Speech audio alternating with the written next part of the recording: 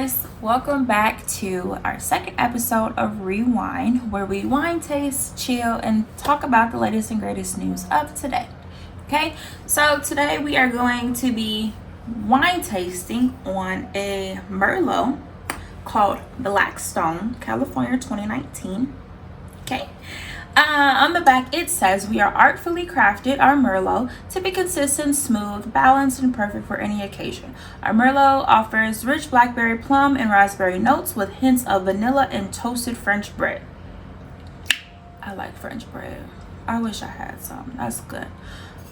This bottle is 13.5%. It is a red sweet blend as well.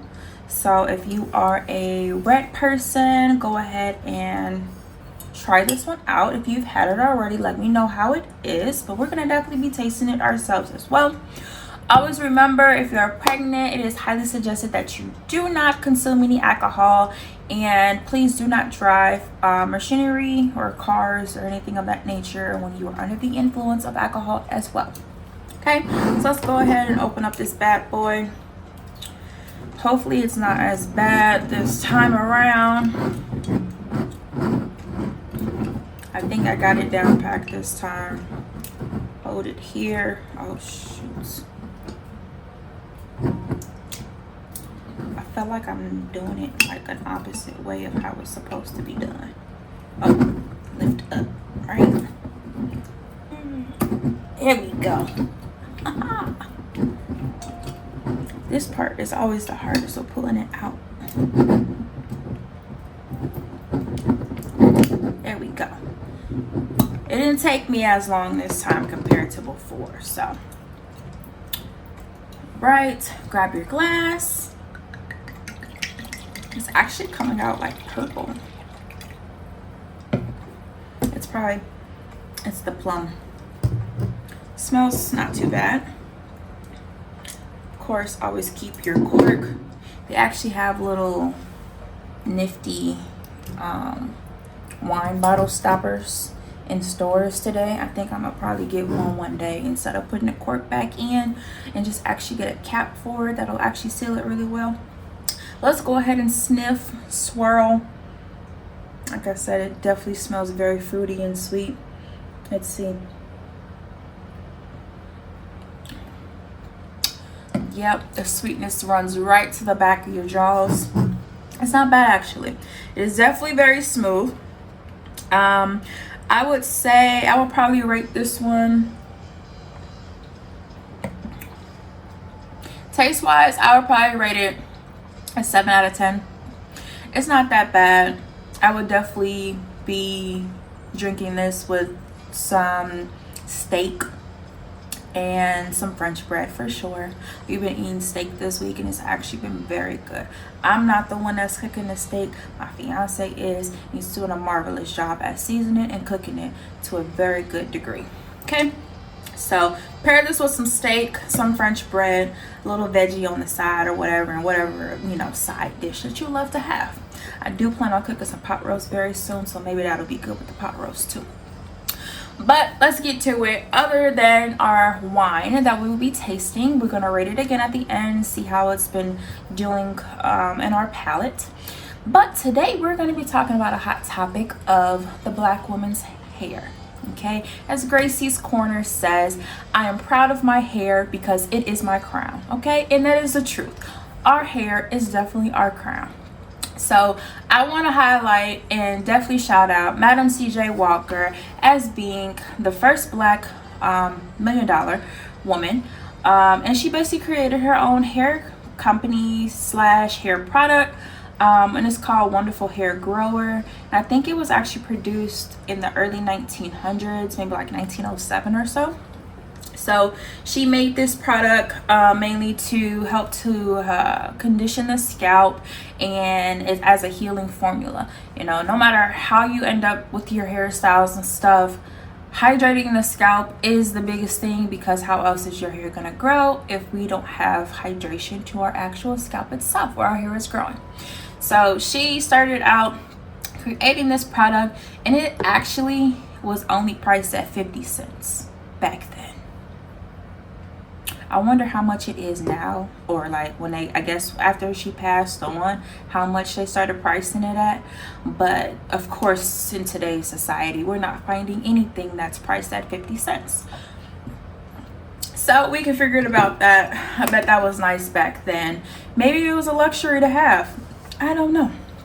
But I'm pretty sure her creating this hair product definitely helped a lot of women back then, and it's still definitely very popular in our culture today to find products that are good for our hair types and keeping up with it in order to kind of try new styles out or just keep a natural hair. But the biggest thing is definitely hydrating and moisturizing our scalps in order for the hair to actually grow. Okay. What I love about Black women and being a Black woman myself is like how versatile we can be, especially when it comes down to our hair. We are not constrained to just having our natural hair. We have the ability and options to change it up. We get to put in braids. We get to braid our own hair. We get to put in faux locks. We get to have real locks. We get to do sew-ins, lace fronts, frontal wigs, any types of different hair that has been, you can find in a beauty supply store or online. There are many options out there. Whatever style that we're going for, we can definitely create that. And I feel like oftentimes, hair extensions can either be looked at as a good thing or a bad thing. But from my experience, I feel like being able to change up your hair can give the Black woman a different type of confidence, for one, and just honestly kind of create a different type of like personality. Some people even name their wigs based off of whatever alter ego they want to go for. Okay, so you have the ability to change up the hairstyles, keep your own hair and change up the styles, and just kind of go with the flow of whatever mood that you're trying to go with.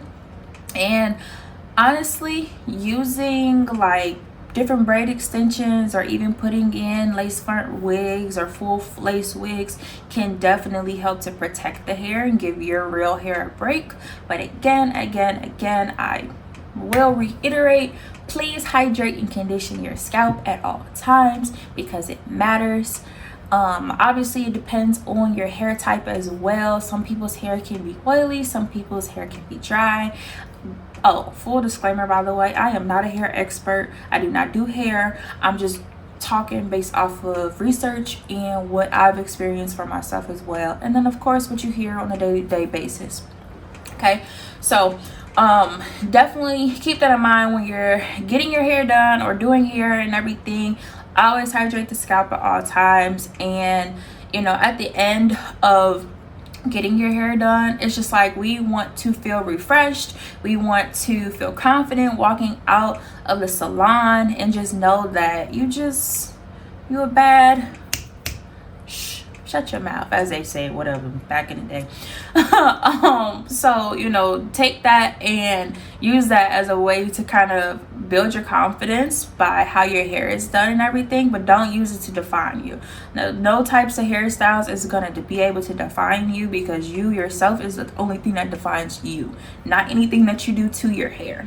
Okay, it's just a product of what you can do because of the hair types that you have. And it's a luxury to have as well. This stuff is not inexpensive. It can be if you choose to, or if you know how to do your own hair. But doing extensions, whether it's braids or faux locks or other wigs and stuff, that's obviously an expense.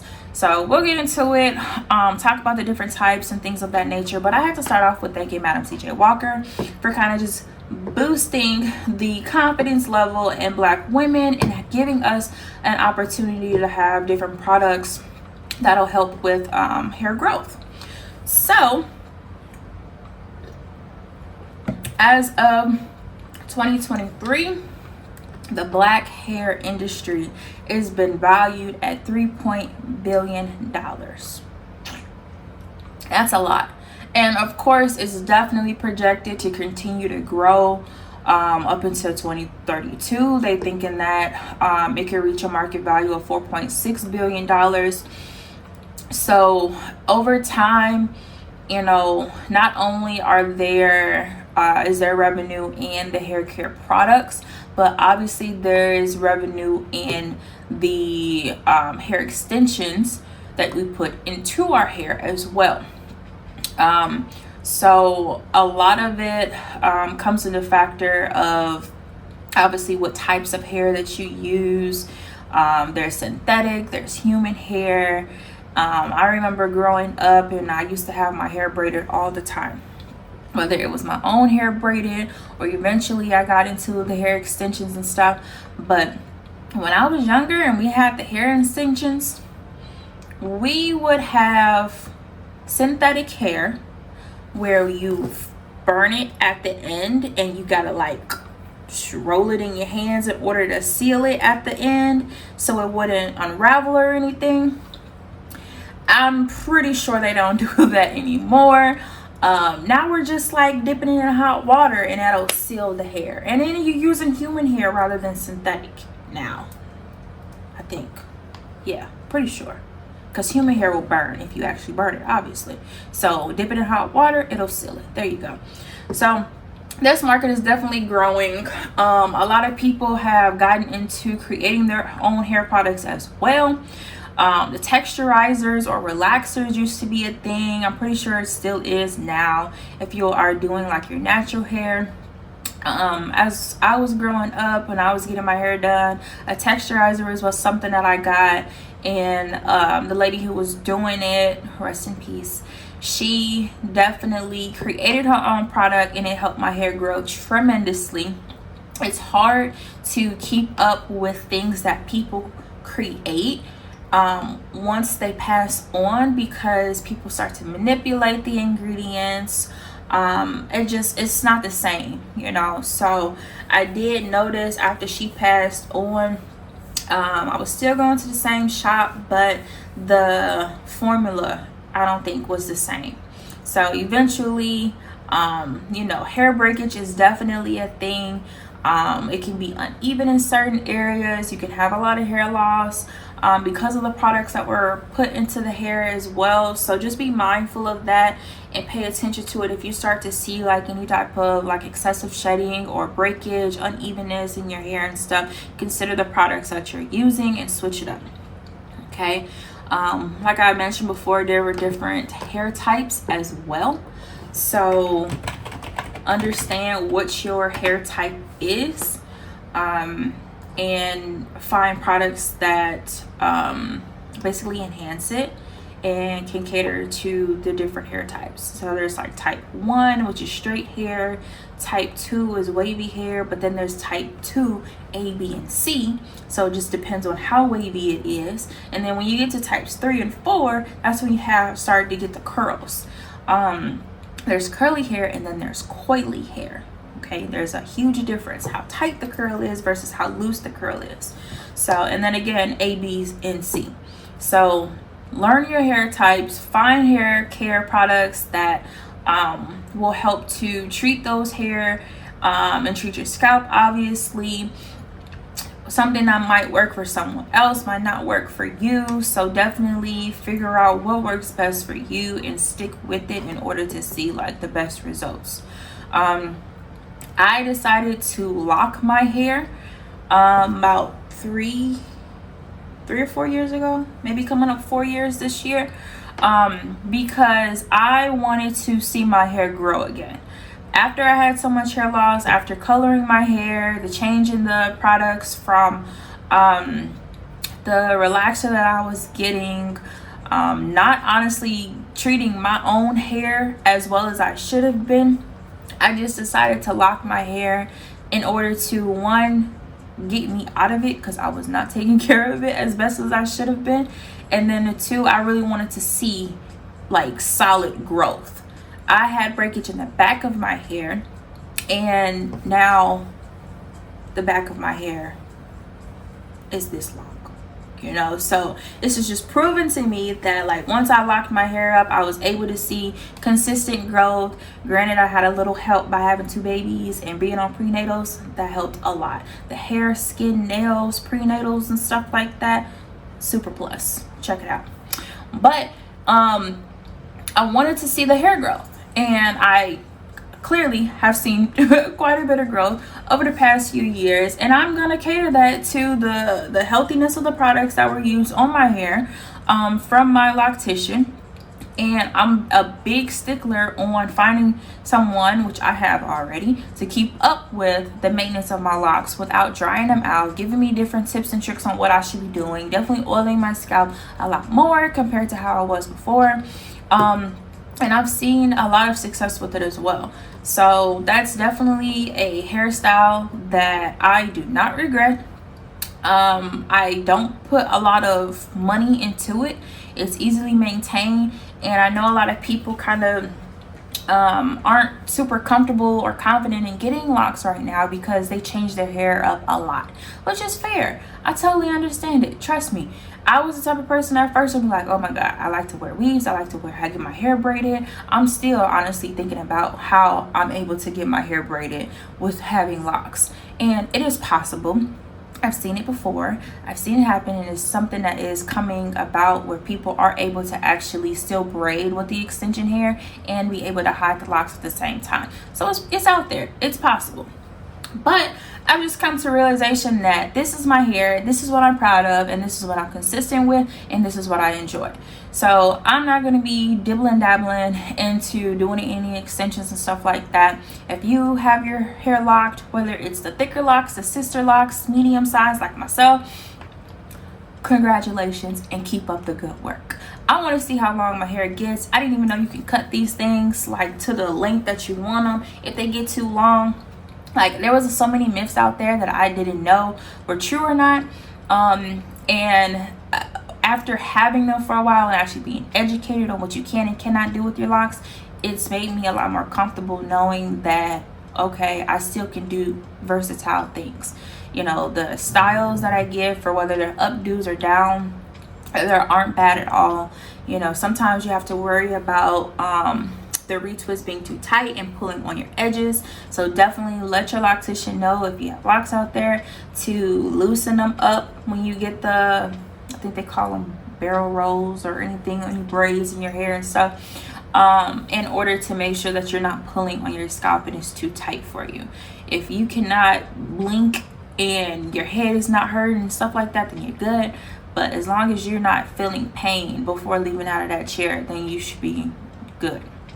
Okay, it's harder to, like when you get like those extension braids and everything, it's harder to loosen that up once it's braided, whereas with locks you can just stick your finger in and kind of jiggle it around and it can loosen up itself. So take that into consideration and definitely find somebody that is really serious about actually hydrating and moisturizing the hair in order to continue to see constant growth. All right, so when it comes down to braid extensions,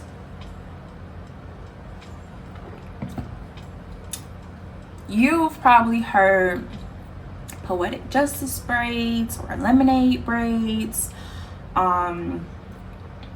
box braids. It's a whole bunch of different names that we've given extension braids. They've come out with this technique where you don't have to like see the start of it, and they're called knotless braids now and stuff. So people are getting very innovative and creative in the way that we're installing the hair in order for the braids to look more natural.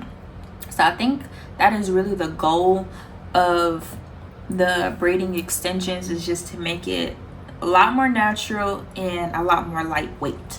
I feel like with the knot braids, when they used to be just a synthetic hair, I think that was definitely weighing it down a lot more, and it could be very painful on your neck. If you put your hair up in a bun, it's become very heavy. But I think now with just using like human hair and less hair where it's not super bulky but kind of thinner and lightweight, it's been a tremendous change in it. People can even get the braids in different colors. You decide you want to have blue hair, you can have blue hair. If you want to have red hair, you can have red braids. You can get any braids in any color, whatever it is that you like, to match your personality, to match whatever goal style that you're going for, it can be done. Okay, so in general, braids can range from about $100 to $300, but obviously it can depend on the person that you're going to, what other factors are involved with it. If you're asking for like an extra style with it, or you asking for specific parts, so it all depends on what it is that your price will end up being. The hair itself, it can either be supplied by your braider, or you just have to go to the beauty supplier online to get it yourself. So the price can definitely range. I do remember like sitting in a hair braider's chair for, I think the longest I've spent in the salon getting my hair braided was maybe 14 hours. And I think it got so late that I ended up having like 2 people working on my hair. And it was a long process, I tell you that. Like that's the one thing I do not miss. Shout out to the people that know how to like really braid really fast to get it done and get you out and go to the next client, because there are some people that will take their sweet time. It's done very well, I will say that. But I'm not trying to spend 14 hours sitting in a chair to get my hair done, and then I gotta bust out $400 to pay you. That's a lot. I don't have the patience anymore for that. I don't know how I had the patience then, but I did not return to that person after that because it was just too long. But luckily, braids, extensions are not the only option anymore. There are faux lock options as well. And what type of hair is used for this, I'm not 100% sure, but faux locks are temporary locks created with human or synthetic extension hair to create that length that you want, to create that style that you want. They can come curly, they can come just like solid, they can come in different colors as well. I will say, for those who are super confident in going out in different colors, I love that, because I couldn't do it. I couldn't do it, but I like when I see the versatility in the different colors with the locks and stuff, and they create their own type of style off of it as well. You can get the ones that are just like bob length, very short. You can get the very long ones. And it's not hard to install either. A lot of them can be wrapped around like your individual braids that you have with your own hair. Some of them can be crocheted in. There's bohemian locks because they have like a higher amount of curl to it. So there's definitely a different variety depending on the style that you're trying to go for. Yeah, and same thing with the faux locks and everything. You can obviously do updos, downdos. Ombre is an option as well, and ombre is just like when you have like a merging of color in the hair and stuff. So that's a plus. Another option is sew-ins. People still get sew-ins. It's probably not as popular as it used to be when I was growing up, but they've gotten so clever. Sew-ins used to have like closure pieces. So if you weren't doing like the full head and just having like a centerpiece with just your own natural hair, you could put a closure piece on it to close the gap of it and have all of your hair sewn up inside the wig or the sew-in hair itself. My baby just woke up. Okay, so pluses for that as well. You got partial sew-ins, you got full sew-ins, so the price will vary based off of that as well. Okay, you definitely can choose the hair types that you want for that as well. You can do curly hair, you can do bobs, you can do asymmetrical bobs, you can do a big natural blowout. So whatever look that you're looking for that as well can definitely change up no matter what type of sew-in that you decide to do, whether it's full or partial. Just know that if you're going to do a partial sew-in, your hair is going to be out in one portion of it. So keep that in mind, and definitely your hair is braided underneath, so moisturize that scalp at all times. Okay, don't let your hair dry out. I got so bad one time when I had a sew-in. I think they used to put like caps over the braids, and then they'll sew the hair onto the cap. My scalp isn't breathing at that point. My hair is very thick and it was itching. So I grabbed a tail comb, got into my scalp, and I started scratching at my scalp. You can only imagine what happened next. It got so bad to where I scratched my scalp. It was starting to bleed, and I had to have all my hair taken out, and it was around my birthday too. I remember this. My hairstylist at the time, she went above and beyond and created me a wig. That was the first time I had a wig, and she created it by hand within 24 hours and reinstalled it in my hair. Like, shout out to her. She know who she is. She did me a solid because I completely ruined my scalp. I needed it to breathe, and I just had to get in there and scratch really bad. And she came through for my birthday and definitely made sure that I was not looking terrible, okay, for my birthday. So it's the fact that people can make their own wigs. You can buy wigs, obviously, in the style that you wanted and everything like that. So all the hair that I had in my hair, she just basically created a wig for me and was able to install it in my hair, and it worked out perfectly fine. It actually came out a lot better, and it was a lot lighter as well. So, and I was able to get to my scalp, obviously. So that was cool. Just know that, like, with the sew-ins and everything, you can treat it as your own hair. You can comb it, brush it, anything of that nature. But a lot of times you can't do like your updos and everything because you'll have obviously your braids or a cap that's in between the different layers of hair. So keep that in mind.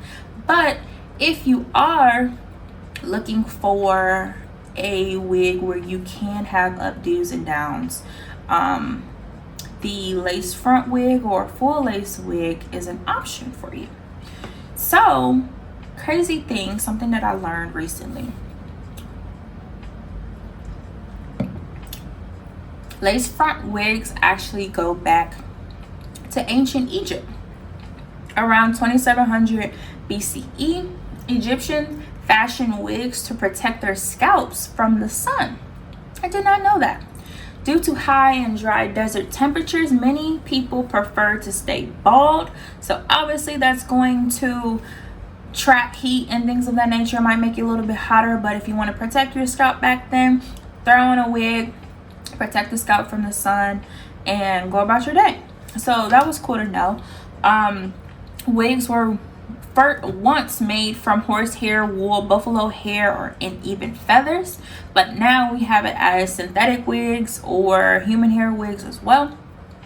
But the benefit of having the lace wig or the full lace wig is the fact that you can have those versatile styles and make it more natural as well. With just regular wigs, you know, you can't create it to kind of blend with your natural roots, whereas the lace front wig or the full lace wig rather, your hair is literally coming out of these lace pores, and you put it on your head and you trim your little lace and match it with your edges and stuff like that. Blend it with some, I think they use concealer sometimes, or like foundation in the scalp to create that natural scalp look. So that's something that, if it's done correctly, can look bomb. I've definitely seen a lot of girls go and do that, which is perfectly fine as long as it's done correctly, because if it's done wrong, just like any hairstyle, it's not gonna look good. So as long as you know how to do it personally, or you go into somebody who has done it plenty of times all day every day, you're in good hands. And also with that too, you can get it in different colors. You can get the ombre style, you can get it in different styles itself for like the wave type. So you definitely have a variety of options with that. And again, like, you know, you're boosting your confidence with these different hairstyles that you get to do, you know, the different looks that you're trying to achieve. If one day you decide you want to go to the club and put on a little pixie wig, you can do that. If you want to go to work and you have a professional conference to go to, you can put on your little professional straight hair or a little slight curly hair. You can do that. Okay, so whatever mood that you are going for, whatever look that you are trying to achieve, put that wig on and embrace it. Okay, there's nothing wrong with that at all, but protect that scalp and hydrate it at all times. Don't forget. Okay. So at the end of all of this, just know that if you are gonna do your natural hair, definitely keep in mind that heat can be good, heat can be bad for terms of like flat ironing your hair. Relaxers and texturizers can be good, can be bad, depending on the person. You know, certain hair products might be better than others. Certain hairstyles might work better than others. For my personal self, when it comes down to full lace wigs, they don't work for me before I got my hair locked, because my edges literally touch my eyebrows. And if you've seen a full lace wig, those things are like straight across, like they don't reach all the way down. And then my hair is like way too curly to blend with the hair types that I prefer to have in the full lace wig. So that wasn't working at all either. So it's a lot of things to consider if you are gonna do like a full lace wig versus just like a real curly wig. The hair type makes a difference, and it makes it a little harder if you don't have like a straight across hairline. So things to consider when trying to get your wigs and your lace fronts. But I wonder how much does a lace front cost, or a full lace wig? Full lace wig cost. It can range from $400 to $600. Yeah, it's not for me. I'm pretty sure you can find some cheaper, and it's probably maybe that the hair plus the installation, so maybe that's what brings the cost up or whatever. But honestly, you know how you type things into Google and then they give like these different shopping options? They got wigs on here that are $3,300. That would never be me. But shout out to the people who are more than happy to pay $3,500 for a wig. Kudos to you. I just don't believe in paying like crazy amount of money for my hair and nails or anything like that. Like, it's gonna get changed, it's gonna, you know, get bad anyway. No, it's an investment, yes, but at the same time, I'm not interested in paying like a crap load of money for it either.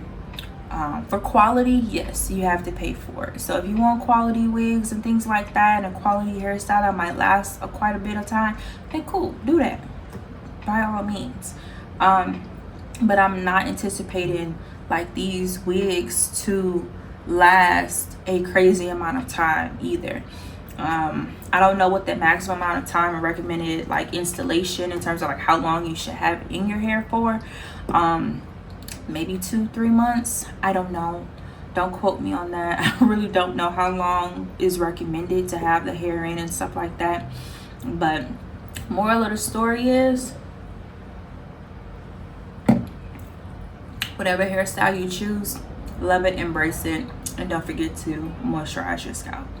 Okay, So we have finished with well, mostly finished with our Blackstone Merlot.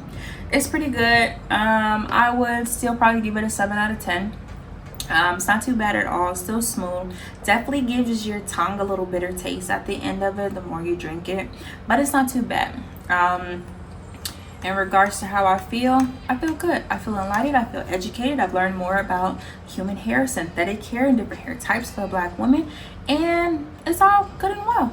Okay, so I've already given you the little takeaways from this video. Definitely reach out and educate me if you guys have anything to say in regards to the different hair that is being done. If there are any new ideas and inventions for this hair industry for Black women, definitely let me know, because I'm out of the loop now that I am locked. I have nothing else to do with my hair. Eventually I probably will lock my baby's hair, but that will be years from now. So in the meantime, I have to learn how to braid some hair. I'm getting a little better with it, but I still need more time in order to just continue to hydrate their hair as well. I've been on a hair journey with them as well. My oldest one, she needs to have a little bit more hydration to her hair because it dries out very quickly, but we did get that bald spot covered up. Her hair is growing tremendously now with the products that we've changed up to, so that is working very well. And then her younger sister, we are giving her some good old aloe vera gel in order to hydrate those little stem cells in that little scalp of hers.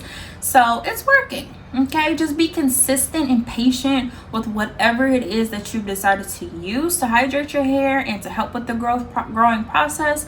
It's not going to be a change overnight, so know that, you know, change happens over time. So just be consistent with whatever you choose to use on your hair in order to see that growth. Okay, so stay tuned for more. Like, share, comment, subscribe, and send this to anybody who does hair, and give me some education on hair that I might have missed or what it should have touched on. Any advice for people who have locks? Apparently you can brush your locks like regular hair. Did not know that. So if you have any advice on locks as well, hit me up and let me know. Okay, so thanks for watching, and I will see you guys in a little bit.